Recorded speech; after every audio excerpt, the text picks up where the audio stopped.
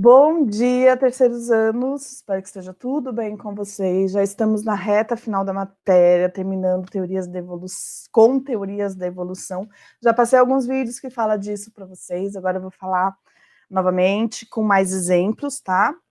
E a partir desse vídeo já sai a última atividade do bimestre, valendo 4 pontos, né? Já passei uma valendo 4 pontos, vou passar uma sobre o que está aí na telinha, Lamarck, Darwin e a teoria sintética da evolução, também conhecida como neodarwinismo, valendo 4 pontos e 4 testes da revisão de todos os bimestres. Cada teste vale meio ponto, ou seja, os últimos 2 pontos para formar o bimestre. E a partir das próximas aulas eu vou explicar sobre a matéria que está nesses testes como revisão aí do nosso ano, tá bom? Que foi à distância, mas não foi perdido, porque nós tivemos todas as aulas, né? Principalmente quem me acompanhou no YouTube aí durante todo esse período. Nós estamos juntos, separados. O que importa é que estamos juntos da forma que dá, tá bom? Então vamos lá, teorias da evolução. Quando a gente fala de evolução, a gente não pode esquecer que no começo de 1800, até quase metade, e muita gente hoje acredita também no fixismo, tá? O que é o fixismo? O fixismo significa que todos os seres são daquela forma e sempre foram daquela forma. O fixismo não acredita em evolução, tá? Na evolução dos seres vivos.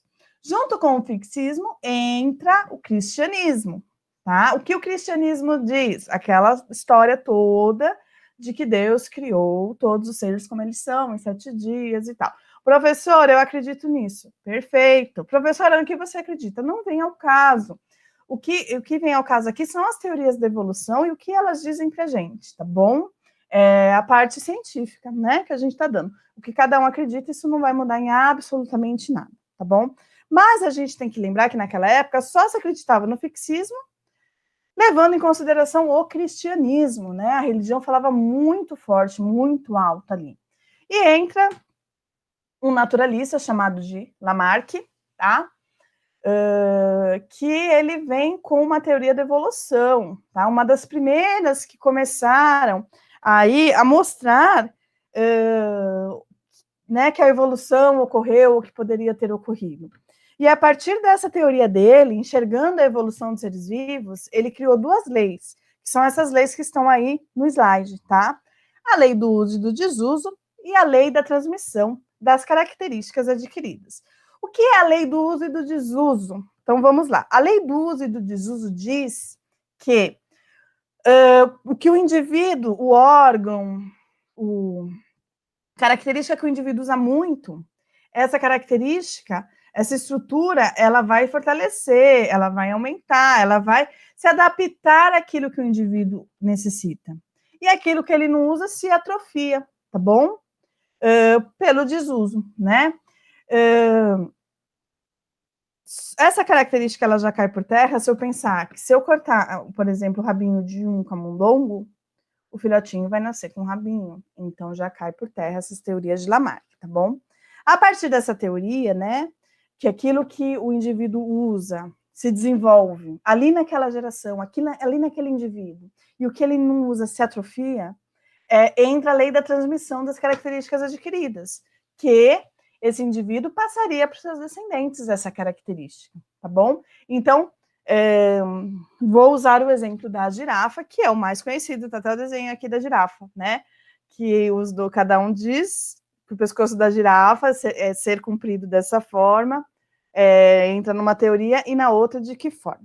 Então, se fosse Lamarck, para explicar para vocês, para nós, por que o pescoço da girafa é comprido? Lamarck vai dizer que as girafas precisavam se alimentar de frutos que ficavam em árvores muito altas. E aí a girafa precisava esticar o seu pescoço para conseguir se alimentar. E esticando o seu pescoço, ele aumentava. Ele aumentou para que ela conseguisse se alimentar.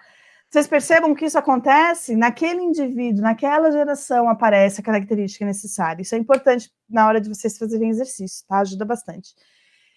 E que é lógico que aí entra a lei da transmissão, ou seja, os filhotinhos da girafa já iam nascer com o pescoço comprido, tá bom? Mas a gente fala, professora, como você já disse, as 2 teorias caem por terra. Caem. Só que a gente tem que pensar que ele é de 1744 a 1829. Então, meados de 1800, ele vem com toda essa análise e essas teorias, né? Em um mundo que só acreditava-se no fixismo. Então, ele traz a evolução, ele já tem um olhar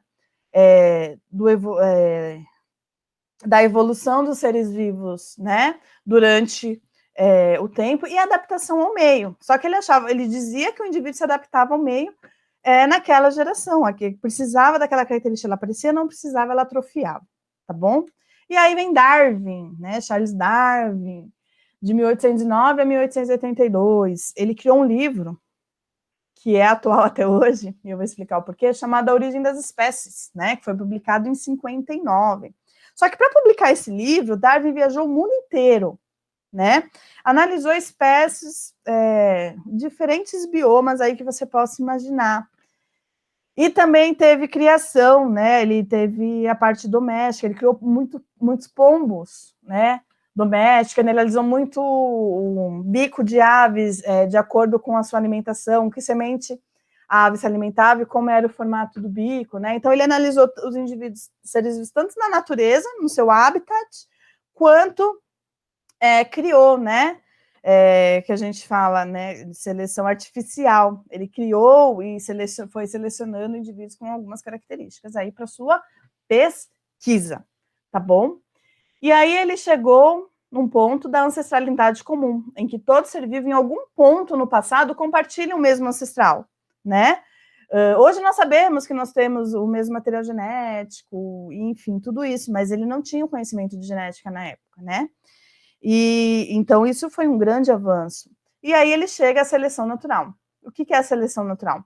Que os mais aptos sobrevivem e geram descendentes férteis. Traduz, professora. Os indivíduos mais aptos àquele ambiente conseguem sobreviver, enquanto aqueles que não têm as características necessárias não sobrevivem e não chegam à idade reprodutiva.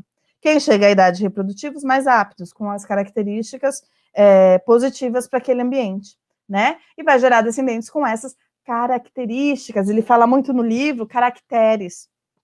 E aí eu falei que esse livro é muito atual. Por quê?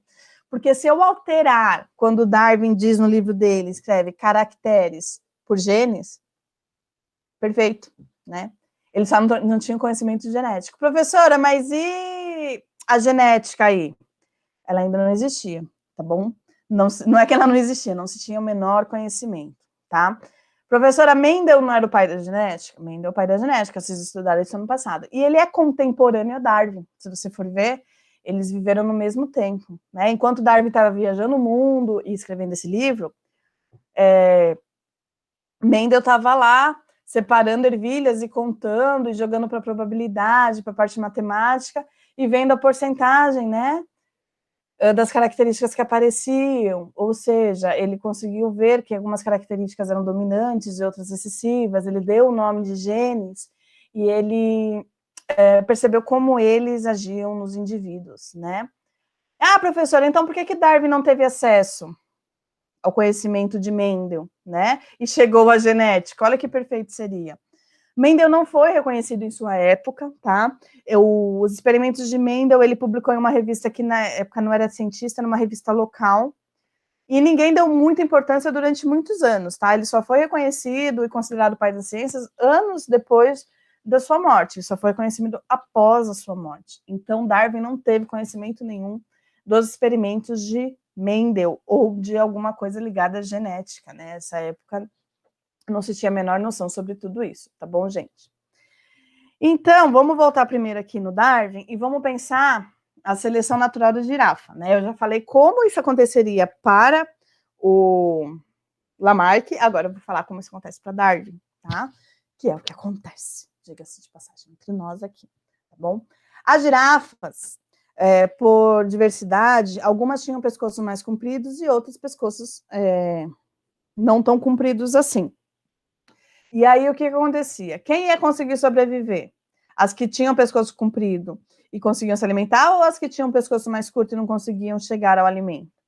As que tinham pescoço comprido sobreviviam, né? Se adaptavam ao meio e conseguiam sobreviver. E geravam descendentes com essas características, né?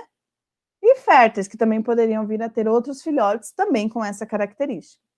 Então, ele enxergou a adaptação ao meio, a seleção natural, tá?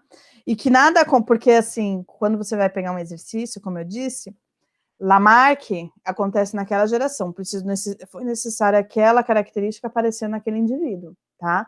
Darwin não. Darwin diz que o indivíduo que já veio a ter essa característica sobrevivia e passava essas características para os descendentes, tá bom? Adaptando os indivíduos, esses descendentes ao meio, tá bom? Onde eles estavam vivendo. Tranquilinho? E aí chega o neodarwinismo, ou teoria sintética da evolução, que nada mais é que a seleção natural, as ideias de Darwin, por isso que eu disse que o livro dele é tão atual, tão contemporâneo, embora tenha sido escrito no século de 1800 aí, e com os conhecimentos genéticos que a gente tem hoje, variabilidade gênica, mutações, recombinações na hora lá da meiose, né, formação de gametas, e, claro, a seleção natural. Então, esses 4 fatores chegam à teoria sintética da evolução, claro, a mais aceita hoje. Tranquilinho, gente? Professora, como é que eu coloco a girafa na teoria sintética da evolução ou no neodarwinismo? Da mesma forma que Darwin, só que eu uso o meu conhecimento gênico para explicar. Então, as girafas que tinham pescoços compridos sobreviviam porque conseguiam se alimentar e passavam esses genes para os seus descendentes que vinham a ter a pescoço comprido também, tá bom? Então, como é que eu sei se é uma ideia de Lamarck, se é uma ideia de Darwin ou se é neodarwinismo? Se estiver falando no exercício que aconteceu ali, naquele momento, naquela geração, ocorreu a transformação necessária para o indivíduo sobreviver àquele ambiente, é Lamarck. Se estiver falando no exercício que ocorreu a seleção natural, que os mais aptos sobreviveram e que várias gerações foram se adaptando àquele meio, opa, volta, é Darwin. Se estiver falando tudo isso, né, que eles se adaptaram ao meio, os mais aptos sobreviveram e passaram os genes, a variabilidade gênica da população foi diminuindo devido à adaptação ao meio de alguns genes que traziam algumas características que outros genes não traziam, né? Ocorreu uma mutação gênica e ela foi positiva para os indivíduos se adaptarem àquele ambiente, ou não, foi negativa, porque a evolução em biologia é diferente da evolução que a gente está acostumado, do termo evolução, a gente está acostumado a dizer que é uma coisa positiva, que é uma coisa que vai para frente, né? Evoluir é ir para frente. Na biologia, não, tá? Na biologia, evoluir significa mudar, tá? Houve uma evolução aí. Se essa evolução é positiva ou negativa, a adaptação ao meio que vai dizer. Se ela for positiva, ela vai predominar naquele ambiente, tá? Se ela for negativa, ela vai ocorrer a seleção natural e ela não vai conseguir se adaptar àquele meio, tá bom? E é isso. E o exercício que eu passei para vocês, que vale 3 pontos, acho, na verdade. Porque são 3 questões. É sobre isso, tá bom? Então, vocês têm que me falar sobre a visão de Lamarck, de Darwin e da teoria sintética da evolução. Como eu sou muito boazinha, eu já vou falar porque eu não aguento. Tá bom? Vou explicar. Então, vamos lá. Em um meio de cultura de bactérias, foi colocado um antibiótico, tá? Antibiótico, todo mundo sabe que é remédio para bactéria, que mata a bactéria. Algumas bactérias sobreviveram. Primeiro, abaixou a população e depois ela aumentou. Ela explodiu e esse antibiótico parou de ter ação. Explique isso segundo Lamarck. O que Lamarck vai dizer? Lamarck, lembra que eu falei? Acontece naquela geração. Então, Lamarck vai dizer que, ao entrar em contato com o antibiótico, aquelas bactérias se tornaram resistentes a esse meio e se reproduziram, gerando descendentes com essas características, tá bom? Eu usei aí, ó, as 2 leis, a lei do uso e do desuso, precisou usar adaptação, ele usou, e transmitiu para os descendentes, beleza? Tudo lindo, maravilhoso. Darwin vai dizer que só sobreviveu os mais aptos, só as bactérias que já eram resistentes a esse ambiente. E aí, como elas sobreviveram, chegaram à idade reprodutiva e geraram descendentes com essas características. E aí, toda a colônia de bactérias se tornou resistente àquele antibiótico, tá bom? A teoria sintética da evolução vai dizer que algumas bactérias já tinham sofrido mutações gênicas, onde tornaram elas aptas a esse antibiótico. Elas sobreviveram, as demais que não eram aptas, que não tinham a variabilidade gênica a favor desse meio, e passaram esses genes às sua prole, as bactérias futuras, tornando todo o meio de cultura resistente àquele antibiótico, tá? Espero ter ajudado, espero ter tirado a dúvida de vocês, qualquer coisa me perguntem, façam as atividades. Eu estou muito contente que tem muito aluno me procurando, pedindo atividade, estou passando, estou recebendo, vou atualizar os dados, né, do SED, aí as notas toda semana, eu prometo que uma vez por semana, pelo menos, eu vou colocar. Eu já atualizei segunda-feira, eu vou atualizar de novo essa semana, assim que possível, eu sempre vou estar atualizando com as atividades que vocês me passam. Então, não desanimem, tá? Façam. Se tiver com dúvida, com problema, não estiver achando atividade, me chama no WhatsApp, todo administrador de sala tem meu WhatsApp, pode me chamar que eu vou ajudar todos vocês que procurarem, tá bom? Boa semana a todos. Semana que vem a gente entra com revisão e recuperação aí, as atividades que eu passo sobre o assunto dos testes, né, das atividades que eu estou passando para vocês. E bons estudos, não deixem de estudar.